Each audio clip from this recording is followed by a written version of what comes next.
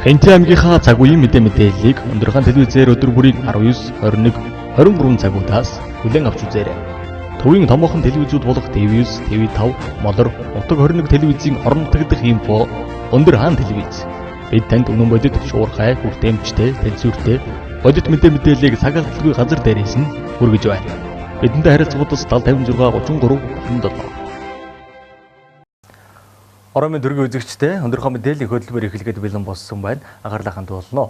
Ингээд та бүхэндээ Хэнтэй аймагт өрнөсөн мэдээллүүдийг танилцуулъя. Эхний мэдээ. Хүйтний улирлаа дагаад орчин суугчдын зүгээс ирдэг дийлэх гомдлын нэг бол халаалтын талаарх гомдол байдаг. Үүнтэй холбогдуулан бид холбогдох албаны хүмүүсээс авсан мэдээллийг одоо хүлээн авч үзнэ.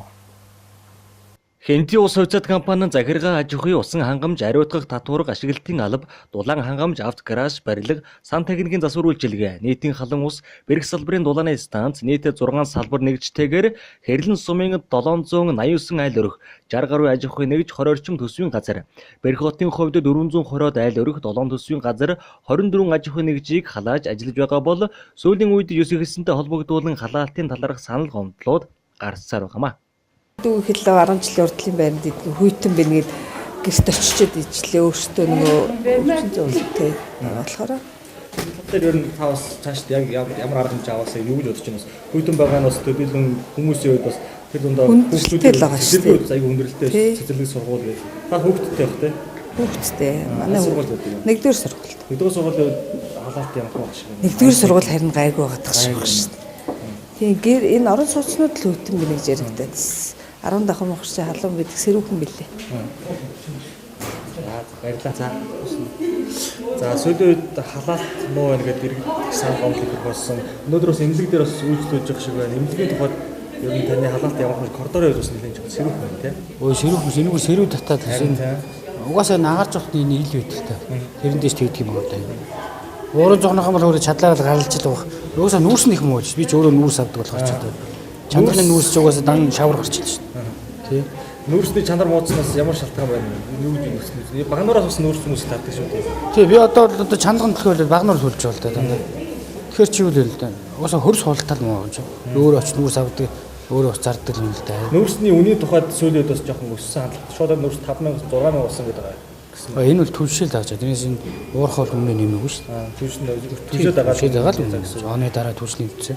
Оны дараа гэхдээ өмнө жоохон буурсан байсан юм шүү дээ. Тэгээд юм түлш буурлаа гэд бүх юм дагаж буухгүй шүү угаасаа тийм. Тэгээд зэрүүл ойлгомжтой юм чинь. Таны хүүхдүүд ер нь сургуульд цэцэрлэгт явдаг уу? Явна бүгд яв.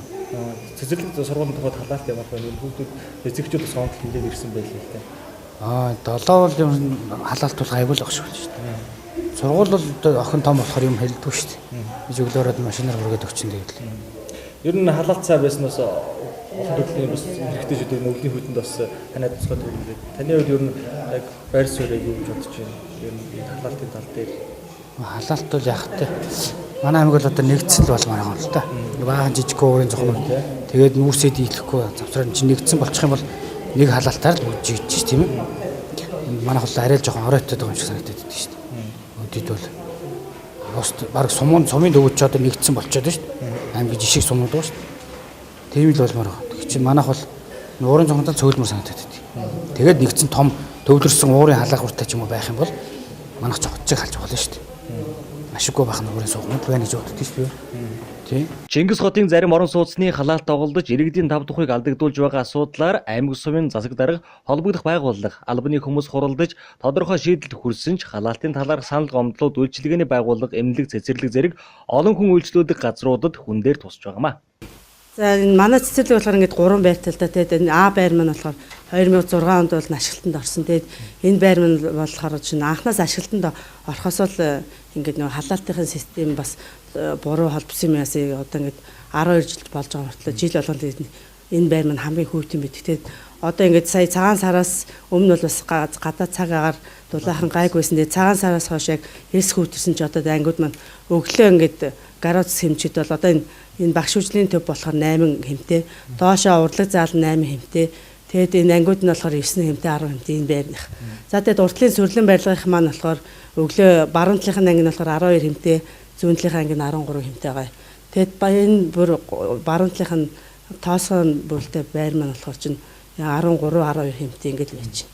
Тэгээ ангиудад бүгдээрэнд дулаа юу хэмжигч байрлуулсан. Тэгээд юу хөтлөөд ажиллагаа л да. Тэгээд өнөөдрийн үнэлэр бас ус сувгийн юунд хамт олондоос юу бичиг явуулдаг юм уу гэлтэйгээд байж чинь. Эцэгчүүд бас энэ хүүхдүүд халалт мөн өнөөдөр гомдлыг хэрэгжиж байна. Тэгээ эцэгчүүд бас хүүхдээ юу халаалт муу болохоор бас багш нартай юу түүтэн болохоор бас зарим хүүхдүүдэд явуулахгүй яа гэсэн тийм санал бас цаасаа өгч л байгаа л да. Тийм болохоор бас ажиллахад айгүй хүндрэлтэй хүүхдүүдээс дараад багш ажилчид ч гэсэн тэгээ манай чинь 3 байртай гадагш ингээд хоорондоо хоол ундаас зөөж ингээд явдаг болохоор бас их хүндрэлтэй байдаг л та. Тэгээ айгүй хүүтэн байдаг юм бас. Сүлээд бас нэг холбогдох хүмүүс нэг нүүрсний чанар муудсан багцсан хүмүүс томсдлоос хийгээд байдаг. Тэр бас үнэн л дээ. Мэдээллийн хэрэгслүүдээр ч гэсэн явагдаж байгаа. Тийм болохоор одоо бас анхааралтай ажилламаар та ялангуудаа олон түмний хүүхдүүдэд даараж ингэж баймиргуул шүү дээ. Хүүтэн орчинд бид нар ч гэсэн ингэж хүүхдүүдэд аваад ажиллахад гэсэн яг манай сэтгэлийн хөдлөл айгүй хүндрэлтэй байгаа. Үнэхээр хүндрэлтэй байгаа. Өмнө нь альбом бичиг явуулсан.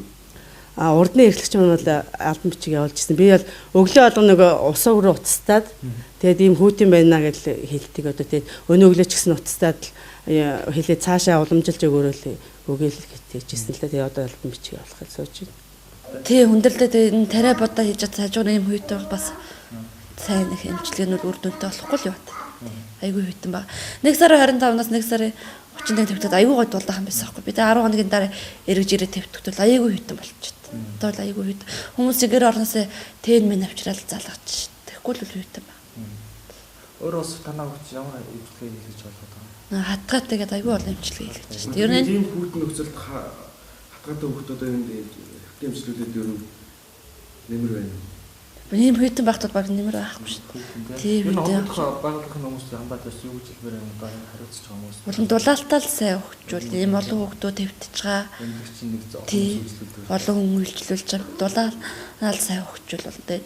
Чи баахан олон хүүхд эмчилгээ хийлгэж байгаа юм чинь үр дүнтэй болохын тулд. 1-р сарын 20-оос 2-р сарын 2-ны хооронд татсан чандагны нүүрсний чанараас шалтгаалж хангалттай халааж чадахгүй байсан байна. Учир нь энэ жил чандагны уурхаагаас маш их шаварлаг нүүрс гарч байгаа бөгөөд энэ нь гаднах температур бага байх үед боломжийн байсан бол сар шинийн өдрүүдэд цагаагаар хүйтэрснээр халааж дийлэх үед хүрсэн байна. Харин халаалтын зуухан техникийн талаас эвдрэл гэмтэл үүсээгүй болохыг албаны их сурвалжаас мэдээллээ. Хэнти ус хувьцаат компани 1, 2, 7 дугаар зуухнуудад дээрх байдал үүсээд байгаа бөгөөд 1, 7 дугаар уурын зуухны 90% нь нийтийн орон сууцны буюу айл өрх эзэлдэг байна. Иймээс тус шуурхай хуралдаанаар дарга шийдвэрүүдийг гаргалаа. Үүнд багнуураас яралтай нүүрс татах, чандагнаас татсан нүүрсэнд ангилалт хийх. Хэнти ус хувьцаат компани уурын зуухны үйл ажиллагаанд онцгой байдлын газар цагаан захируул хувьцаат компани уурын зууханд хэрнэн сумын засаг даргын 5 газрын хяналт тавих зэрэг шатаараасан арга хэмжээнүүдийг авч ажиллаж байгаа талаарх тайлбарыг холбогдох байгууллагын зүгээс өгч байгаамаа. За, нүүрсний чанарт байгаа. Манай хотод нийт аймгийн төвийн 9 уурын зуух бэрх тусгамтай халаалт. Дулааны сум зүгээр халаалт үйлчилж эргэлэгчтэй дулаанаар үйлчилдэг. Айл өрх 6 цугаад айл өрх байдаг. Энэний гол учир шалтгаан нь бол энэ жил нүүрсний чанар маш муу байна. Өөрөөр хэлбэл нүүрсэнд маань механик холц ихтэй, шавар ихтэй. Тэгээ хөр суулт нь бол харьцангуй бага гэсэн юм уу чанар бол нүүрсний дулаан гарах чанар бол маш муу. Тийм учраас халаалтаа болцсон. За 6 сарын өмнө бид татсан нүүрс маань шаардлага хангахгүй нүүрс татсан. За энэ дээр бол аймаг орон нутгаас бол онцгой байдал харуулж арга хэмжээ авах ийм ажил зохион байгуулсан. Бид нар бол 265 тонн нүүрс чанар сайтай нүүрс багнуураас татсан байгаа. За ингээд хуучин нүүрстэйг холж төлж байгаа. Одоо ч гэсэн одоо бол харьцангуй бол үр сайн нүүрс бол гарахгүй байгаа. Шавар механик холц баг зэрэг баг юу хаваас нэлээдгүй холцтой байгаа. Манай уурхайхан бас энэ дээр бол шавраа ялгах ажил хийж байгаа. За ингээд бол алалт бол одоохондоо хэвэн хуримд ажиллаж байгаа. Тэрийн хүндрэлтэй байгаа. Яагаад гэвэл тээврийн зардал болон нүүрсний үн бол 3 дахин ихсэж байгаа. Багнуураас бид нар 1 тонн нүүрсийг бол 39 мянган төгрөгөөр, тээврийн зардалтайгаа 80 мянган төгрөгөөр татчих байгаа. Чандагны уурхаагаас бол 1 тонн нүүрсийг 25,300, тээврийнхаа зардалтайгаа 34 мянган төгрөгөөр татчих байгаа. Ийм учраас тэр халаалтын үнийн зөрүүг бол хөдөлмөрчид болон төсвийн газрууд өөрөх ямар суулцаа авахгүй өндөр өртөгтэй халаалтын зардал.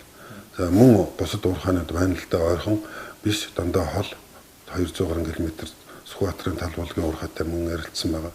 Тоон нуурс 22,000 тээврийн зардал нь бас мөн өндөр гарах юм байгаа. Тийм учраас энэ байгууллага тэр алдагдныг хүлээж хэрэглэгчд тэр өндөр үнэтэй халаалт өгөх маш зовлонтой байгаа байхгүй. Одоо тэгэхээр дулаан хордлыг ямар арга хэмжээ авч ажиллахаар болсон бэ гэдэг. За шинжлэхүүний нүүрсний уурхай бол нүүрсний ханчнарыг сайжруулж өгөх юм ярилцсан байгаа. За ирсэн нүүрснийхэн шавартай хэсгийг бол хасаж тооцож тэрэндээ зөрүү нүүрс өгөх юм ажиллагаа явуулна гэж одоо өдөртлүүд нэрч ярилцаа шийдэж явсан байна. Багнуурынхаа нүүрстэй ерөөд ингээд дулаан хорт холно гэсэн үг үү? Одоо ерөөд гайгүй болчиход чанганаасаа татчих гэсэн үг. Одоо чанганаасаа татчихвал багнуурын нүүрс бол дууссан. 265 дон 4 хоног түлээлт дууссан. Таны алхам тушаал өгөлтэй. Ерөнхий инженер Унзрагчийн ган төмөр. Мөн иргэдийн зүгээс маргааш өвөл боллоо гэсэн үүднээс хандаж өөрсдийн бэлтгэл ажлаа хангаагүй зэрэг асуудлууд гарч байгаа бол зарим түрээсээр амьдрч буй айл өрхөд орон байрныхаа хаалга цонхыг дулаалаагүй. Битүүм жалдах зэрэг асуудлууд ихээр гаргаж байгаа бол энэ асуудлуудыг таслан зогсоох үүднээс сууц өмчлөгчдийн холбоотой хамтарч ажиллаж байгаа юм а. Мэдээллийн хөтөлбөр үйлчлэн танд хүрч байна. Дараагийн мэдээ. Хинтээ аймгийн хөгжлийн бэрхшээлтэй иргэд үйлчлэгээний байгууллагуудаараа үйлчлүүлэх боломж төдийлөн байхгүй байгааг хөгжлийн бэрхшээлтэй иргэдийн төлөөллүүд хэлж байсан юм а. Хинтээ аймагт олон нийтэд үйлчлдэг Үсчин гоо сайхан дэлгүүр, Эмийн сан гэд олон чиглэлийн аж ахуйн нэгж байгууллагууд байдаг. Тэдний дийлэнх нь байрны 2 давхар зориултын шатаар орж гарах нөхцөлд иргэдэд үйлчлэгээ үзүүлдэг.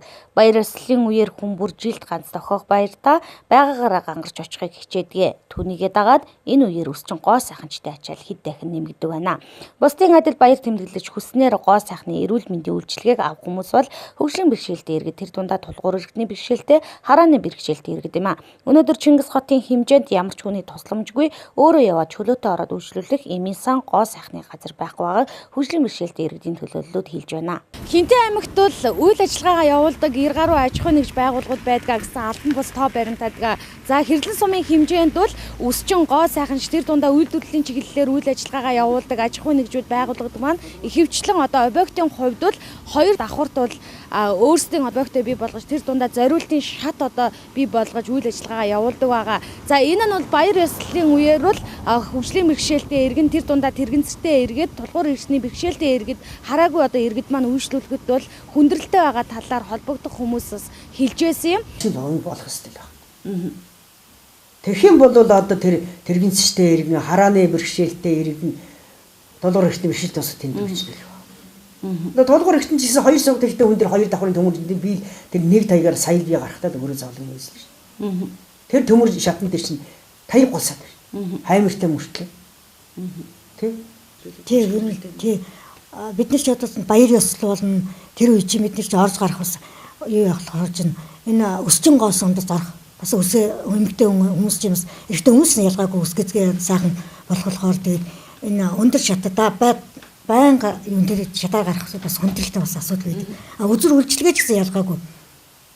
Юу ч орж гарах хаалганаас нахуулаад хүмүүс нь юу ч зай завсармуудаа тэрэгцтэй хүмүүс маш хэцүү өрөвдөлтөд байдаг шин. Байнга бид нар бас нийгэм шиг бас хүмүүс одоо нийгэмшил гэдэг энэ нийгэмд ороод явхаар бидний бас маш их тиймэрхүү асуудал маш их гардаг юм аа.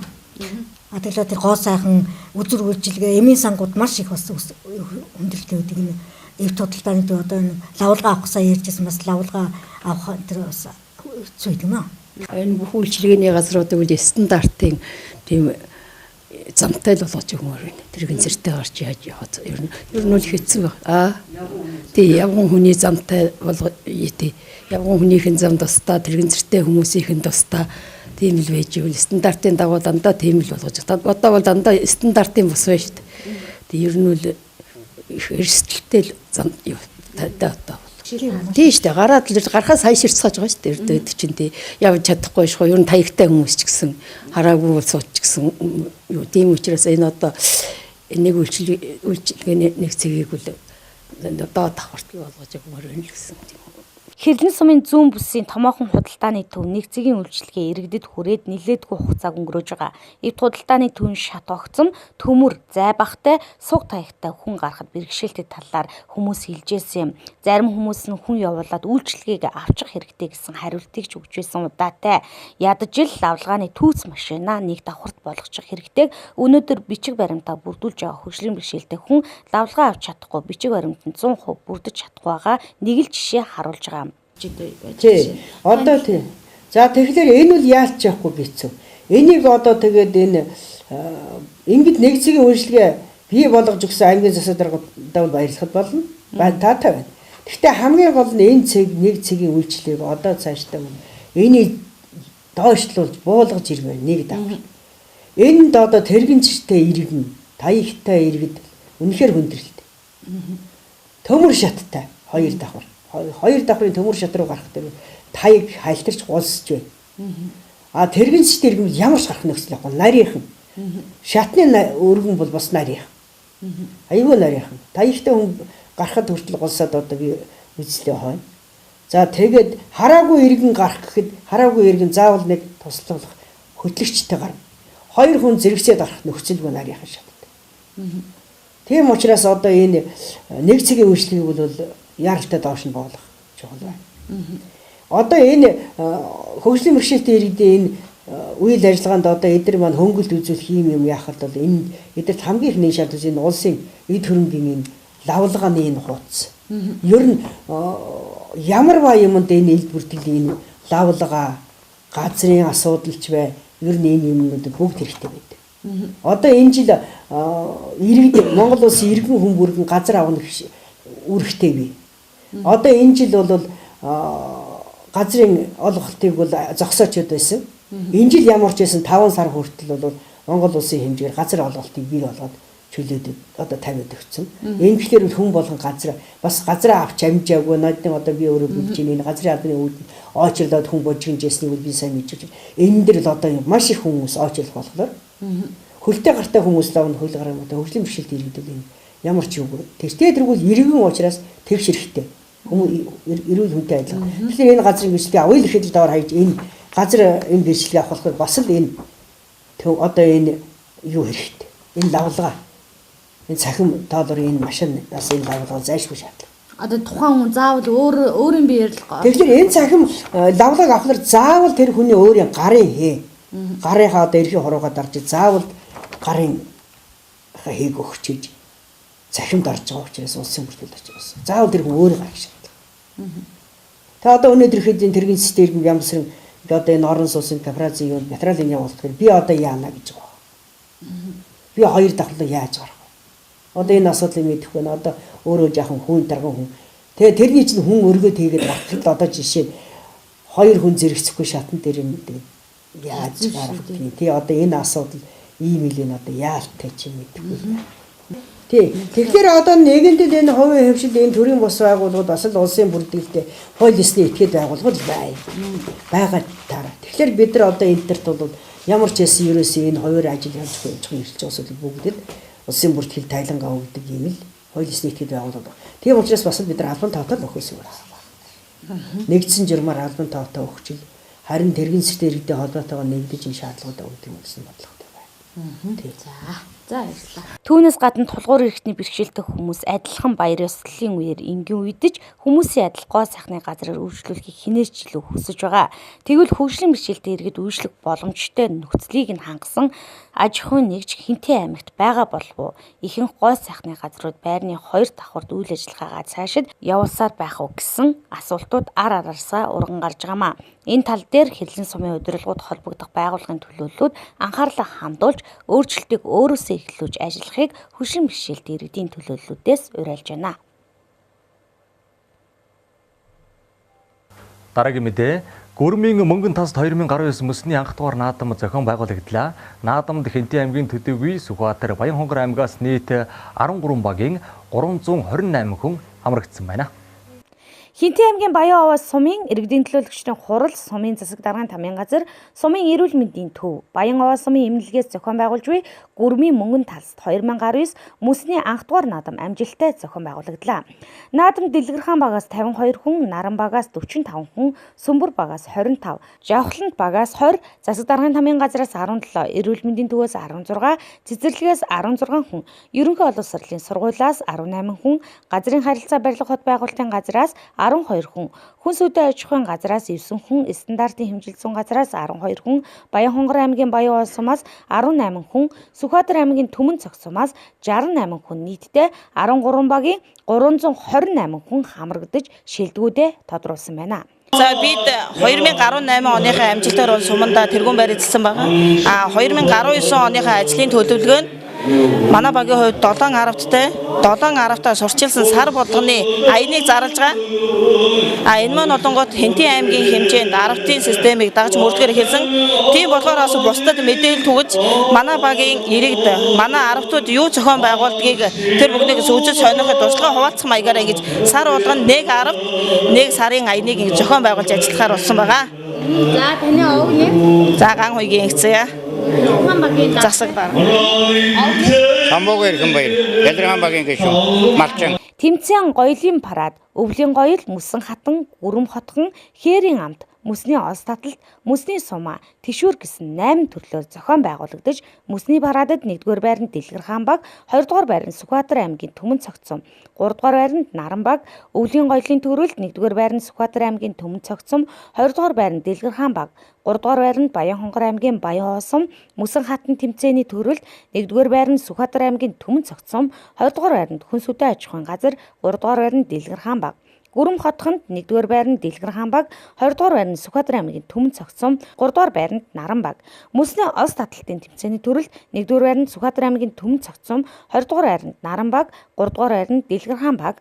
Мөсний суума тэмцээний эрэгтэй төрөлд 1-р байранд Сүхбаатар аймгийн Түмэн цог сум, 2-р байранд газрын харилцаа барилга хот байгуулалтын газар, 3-р байранд эрүүл мэндийн төв. Мөсний суума тэмцээний эмэгтэй төрөлд 1-р байранд Дэлгэрхаан баг, 2-р байранд засаг даргын тамийн газар, 3-р байранд Сүхбаатар аймгийн Түмэн цог сум, тишүүрийн эрэгтэй төрөлд 1-р байранд Дэлгэрхаан баг, 2-р байранд эрүүл мэндийн төв, 3-р байранд Баян хонгор аймгийн Баян овоос сум, тишүүрийн эмэгтэй төрөлд 1-р байранд Дэлгэрхаан баг, 2-р байранд эрүүл мэндийн төв, 3-р байранд Сүхбаатар аймгийн Түмэн цог сум тус шалгарсан байна. За Дэлгэрхаан багийн хувьд ч гэсэн өмнө нь бас ардын бас шинэ жилээр бас маш амжилттай оролцож бас тэрүүн бас эзэлжсэн удаатай шиг байна. Өнөөдрийн энэ бас урданд маш амжилттай оролцож хамгийн эзэн болоо цэцэрлэг бас хуваалцахгүй энэ бас арга хэмжээнд хичнээн хүний бүрдэнтэй өрөнгөдөө оролцов ямар амжилтууд ямар байрууд эзлэв.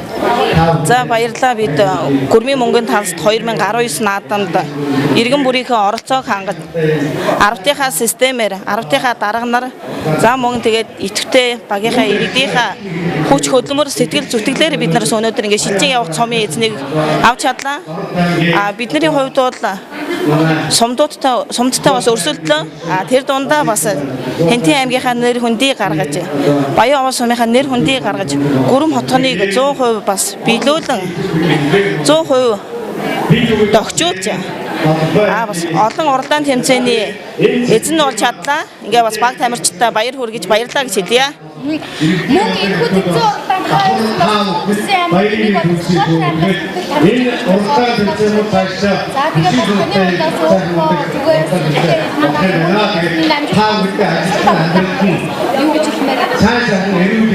манай баг бол ер нь тэмцээн уралдаан болгон амжилттай оролцдог. Тэгээ энэ удаагийн тэмцээнд бол бид нэр хань мэдүүлэх талаас нэлээд ард иргэдүүдийн гар дээр байгаа хөрөнгөийг зогсоолж тэрнийг танилцуулж үзүүлсэн. Тэгээд тэрүүгээр бол нэлээд амжилттай явлаа. Хээрийн амт үдийн цайнд Баян хонгор аймгийн Баян сум 13 төрлийн амт бүхий цай чанд төрүүлсэн бол нийлбэр оноогоор Дэлгэрхаан баг 5 алт 1 мөнгө 2 хүрэл медаль аван тэргуун байр эзэлж шилжиж явах цом өргөмжлөл 300 мянган төгрөгөөр шагнагджээ. Мэдээллийн хөтөлбөр үйлчлэн танд хүрч байна. Дараагийн мэдээ. Төрийн бүхий шатны үйл ажиллагаанд иргэдийн оролцоог нэмэгдүүлэх, идэх санаачлагыг дээшлүүлэх зорилгоор иргэдийн оролцоотой шинэ хинтээ төслийг аймгийн засаг даргын тамгийн газар тогтвортой амжиргаа 3 төсөл хамтран хэрэгжүүлж байгаа байлаа. Энэ талаарх мэдээллийг одоо хүлээн авч үзсэн нь. Үүний хүрээнд айл өрхийн 10-ын зохион байгуулалтанд оруулж 18 сум 88 багт 120 хөгжлийн чиглүүлэгт томлон ажиллаж байна.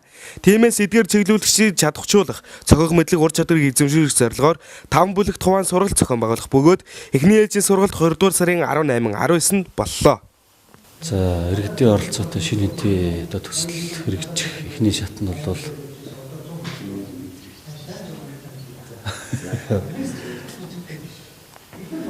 за иргэдийн оролцоотой шинэ хэдийн төслийн хүрээнд за доктортой амжиргаа 3 одоо төсөлтэй хамтраад за тэгээд аймгийн бүх сумдын одоо багт 10-ын зохион байгуулалтаар ажиллахаар за тэдгээр 10-ыг одоо бас зохион байгуулалтанд оруулах зорилгоор чиглүүлэгчдийн сургалт 2 өдөр болж өндөрлөө. Тэгээд чиглүүлэгч гэдэг бол ерөөсөө олон нийтийн оролцоог тэдний идэвхийг шийдвэр гаргах төвшөнд холбож өгөх нь гол хүн болж байгаа. Аливаа нэг шийдвэрт бол нөлөөлөхгүй. Яг төрөөс үзүүлж байгаа гэдэг юм уу, орон нутагт боломж байгаа асуудал ямар байна вэ? Яг энэ хоёрыг холбож өгөхийн гол зорилготой юм сургалт болж байгаа. Тэгээд энэ дээр бол олон одоо бас бидний мэдэхгүй юмуд их байна л да. Жишээлбэл одоо зүгээр хүн болгон олон санааттай, сүсэлтэй тэр болгоныг бол одоогийн төвшөндөө төрийн хэмжээнд сонсдгоо ерөөс. За нэг хэдхэн бүлэг хүмүүсийн хүрээнд яриа шийддэг бол хүн болгоны санал юу байна уу? Хэлэхгүй байсан ч таны санал юу вэ гэдэг энэ саналыг тусгаад тэгээд одоос нийт олноороо хэлцээд ямар одоо үр дүн хүлээж өгнө тэрэндээ зөв зүйтэй байдлаар нь асуудлаа тодорхой болгож өгөхт нь бидний одоо чиглүүлэх ойлгуулж өгөх хэлж ярих шийдвэр гаргахт нь бас одоо бас асуудлыг нь одоо үндсэндээ чиглүүлээ шийдвэр гаргах төвшөнд ингээд хүрэх энэ зорилготойгоор сурвалж зохион байгуулж байна. Хөгжлийн чиглүүлэгчдийн тухай хариуцсан 10-ын бүлэгтээ мэдээлэл хүргэх, санал хүсэлтийг хүлээн авч холбогдох байгууллагуудад уламжлах, сум орон нутагт тулгамдсан асуудлаар хэлэлцүүлэг зохион байгуулах, хамтдаа шийдвэр гаргах зэрэг үүрэг хүлээгээс гадна орон нутгийн хөгжлийн сангийн төлөвлөлтийн үйл ажиллагаанд иргэдийн идэв санаачлагыг сайжруулах ажлыг зохион байгуулна. Төвчөнд одоо бол түүнд байна шүү дээ, Чингис хаан одоо мэдээлэл хүргэх асуудлаа шийдэхэд 10-ын зохион байгуулалт ордог. 10 өрхийг нэг хүн захираад тэрэн дамжаа дээштэй 100 мянга тэгээд явчихдаг. Энэ систем бол үндсэндээ бол тухайн одоо үедээ бол маш одоо зөв байсан. За энэ өнгөрсөн оноос бол Баян сум бол энийг яг одоо сумын хэмжээнд төрчүүлсэн. Маш ололттой иргэдийн оролцоо бол энэ дээр сайн байсан. Нөгөө талаараа яг өрх иргэн тулгамдж байгаа асуудлаа илэрхийлж чаддаг. Ерөөс урд нь бол ерөөсөө илэрхийлдэг байсан. Зөвхөн сумын бодлогын хэмжээнд яриад л явдаг. Өнөөх нь хөрсөн дээрээ буудаг. Ягаад гэвэл иргэн үсэг болохоор. Одоо бол яг 10 дотроо бол 10 айл хоорондоо нийлээд би юу хүсэж байна тэрийг уламжилчдаг. Дотоодоос ярьж хөөрчдөг. Ийм л байна. Ингэснээр иргэдийн оролцооны дундаж 2019 онд 70%, 2020 онд 100% хүрсэн байх зорилт дэвшүүлж, Баян суманд төрсөлтийн журмаар хэрэгжүүлсэн 10 төслийн үр дүнд сумын иргэд бэлчээр газар усны маргаан хамтдаа шийдвэрлэж, хадлан тижээлийг хамтаа бэлтгэж, үйлдвэрлэл эрхэлж өрхийн орлогоо нэмэгдүүлсэн зэрэг сайн туршилтыг бий болгосон. Тиймээс иргэдийн оролцоотой шинэ хэдийн төслийг аймгийн хэмжээнд хэрэгжүүлж байна. Мэдээллийн хөтөлбөр үргэлжлэн танд хүрч байна. Дараагийн мэдээ. Гамшигын эрсдлийг бууруулах мэдлэг чадварыг олон нийтэд олгох зорилготой бэлэн байр сургалт Хинтээ аймгийн онцгой байдлын газар зохион байгуулагдлаа. Энэ талаарх мэдээллийг одоо хүлээн авч үзсэн үү? Энэхүү сургалтыг аймгийн засгийн тамгын газар, онцгой байдлын газар, аймгийн улаан загалмаа хороо, дэлхийн зүүн олон улсын байгууллага хамтран зохион байгуулжээ. Гэр бүлийн хөгжлийг дэмжих хичээл болсондоо холбогдуулан эдгээр сурагч багш нар цаашдаа гэр бүл рүү чиглэсэн гамшигаас хэрхэн урьдчилан сэргийлэх, гамшигын үед ямар арга хэмжээ авах талаар тодорхой мэдлэгийг олгох сургалтыг аймгийн хэмжээнд зохион байгуулах юм байна. Манай боловсрол соёл урлагийн газрыг насан туршид болон хүүхдэд иргэдэд ер нь сургалт хийхэд одоо юуг анхаарах ёстой вэ? Яавал сургалт илүү үр дүнтэй болдог вэ гэсэн чиглэлээр одоо бас мэдээлэл өгөөч гэж урьсан. Тэгээд тэр талаарх мэдээллийг манай боловсрол соёл урлагийн газрын ахлах мэргэжлийн Батүлэгт сая ингээд ярьсан. Араас нь биднэрт бас нэг юм хэрэгцээ байгаа. Тэр нь юу вэ гэвэл боловсролын сайдын тушаалаар 2018 оны 4-р сард аюулгүй амьдрах ухааны хөтөлбөр гэж батлагдсан. Энэ хөтөлбөр бол сургуулийн өмнөх боловсрол, бага боловсрол, суур, бүрэн дунд боловсролын түвшинд 2019 оны 9 сарын 1-ээс эхлэн хэрэгжих юм байна. Тэр хөтөлбөрөө бид нар бас сайн танилцууллаа. Тэр хөтөлбөрийг амжилттай хэрэгжүүлэхэд одоо манай хоёр байгууллагын хамтын ажиллагаа одоо ямар байвал боломжтой вэ гэдэг талаар бас саналаа солилцлоо, хөтөлбөрөө танилцууллаа. Тэгэд энэ яг үнэхээр тэр аюулгүй байлгадаг чиглэлээр мэрэгсэн ийм төрийн байгууллага байгаа учраас энэ байгууллагын туслалцаа бол биднэрт маш их хэрэгтэй байгаа. Тэгээд энэ хөтөлбөрийг бол одоо тусгай хичээл болгож орохгүй цэцэрлэг сургууль алинд нь ч гэсэн тэгээд өмнө нь ордог байсан бусад хичээлийнхээ агуулга дотор багтаагаад хэрэгжүүлэхээр байгаа. Тэгээд сүүлийн үед ингээд манай Хинтээ аймагт ч гэсэн одоо бас газар хөдлөх магадлал нэмэгдэж байгаа гэдэг дүн байна. Дээр нь одоо нийгмийн одоо хурдцтай хөгжил, техник технологийн дэвшил, одоо хүн амын өсөлт гэдэг тэр мэтийнээс шалтгаалаад одоо гамшиг ослог гэдэг юм одоо илүү олон тохиолдох магадлалтай байгаа учраас тэр болгонд одоо хүүхэд яг тийм болоход яах ёстой вэ те? Болохоос өмнө ч гэсэн одоо багш нар одоо боловсролынхан ямар үүрэгтэй, иргэд ямар үүрэгтэй гэдэг дээр их таймтай тодорхой байж байгаа. Ямар нэгэн болоход бэлэн байх чадварыг л одоо олох гээд байна. Тэгээд цэцэрлэгийн насанд бол одоо хүүхэд гамшиг боллоо гэхэд энэ гамшиг болж ин гэдгийг ингээд ойлгодог, мэддэг, яг тэр төлөвийн гамшиг болж ин гэж одоо ялж салгадаг. Тэгээд зүгээр тэр үеэр балмагдаад айгаад уйлаа ч юм уу байж явах биш одоо хажуудаа байгаа хүмүүсээс тусламж гуйдаг тий. Надад ингээд ийм юм тохиолдод байна. Би намайг тэгээд өгөөч гэж жишээ нь одоо нөгөө хүүхэд гамшиг ингээд хүмүүс бас их сүртэй боддог юм уу нөгөө цасан шуурга газар. Гэтэл ингээд нэг хүүхэд явж байгаад годомжинд төөрсөн ч гэсэн тэр бол тухайн хүүхдээ бол гамшиг.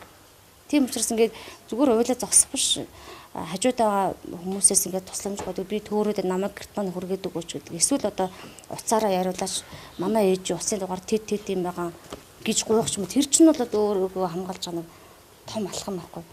Иймэрхүү маягаар одоо баг боловсролын төвшөнд бол тэгнэ одоо хамгийн сүүлд нэг бүрэн дунд боловсролын төвшөнд бол өөрийгөө хамгаалаад зогсохгүй одоо бусад хүнд туслах талаар мэдлэгтэй, ойлголттой, хандлагатай болсон байх хэрэгтэй. Гэх мэтэр агуулга зорилгыг нь ялгаад өгсөн юм хөтөлбөр ирэх хичээлийн жилээс хэрэгжиж эхлэх гэж байна.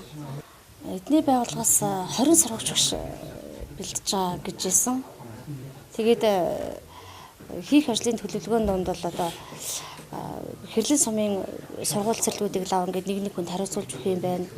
Тэгээд тэр хариуцсан байгууллагынхаа хүмүүсийг чадахжуулах.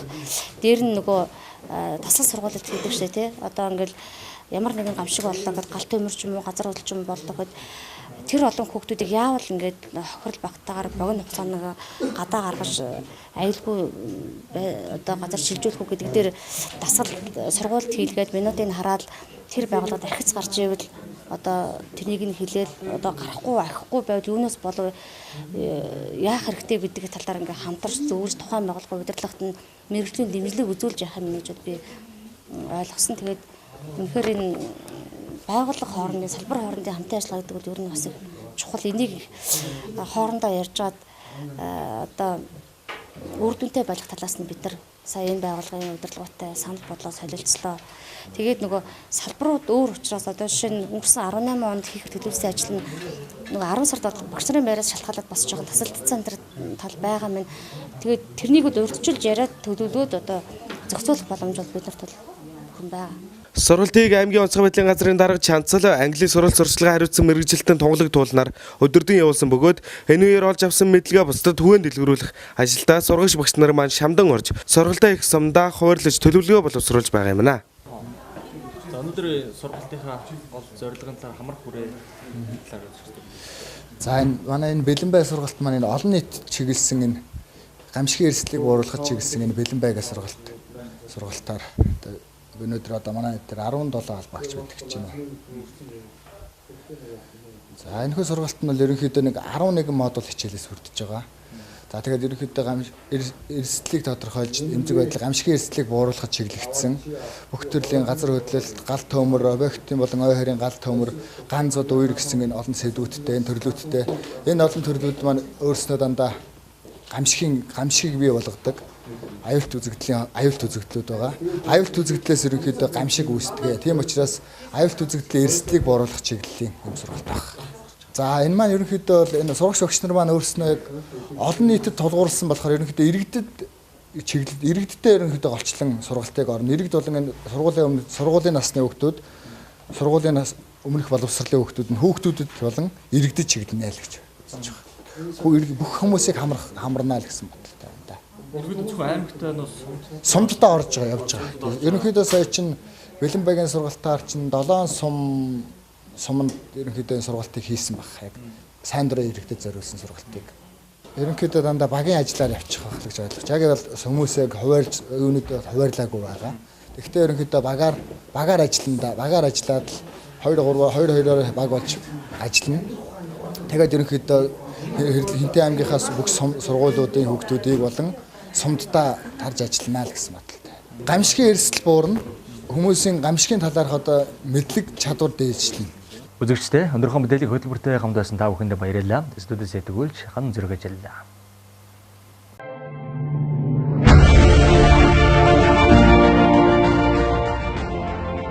Хинтээ аймгийнхаа цаг үеийн мэдээллийг өнөөдрийнхөө телевизээр өдөр бүрийн 19, 21, 23 цагуудаас хүлээн авч үзээрэй. Төвийн томоохон телевизүүд болох TV9, TV5, Молор, Нутаг 21 телевизийн орон нутагдах инфо өндөр хаан телевиз. Бид танд үнэн бодит шуурхай, хүртээмжтэй, тэнцвэртэй бодит мэдээллийг сагалдалгүй газар дээрээс нь хүргэж байна. Бидэнтэй харилцагуудаас 7056 33 97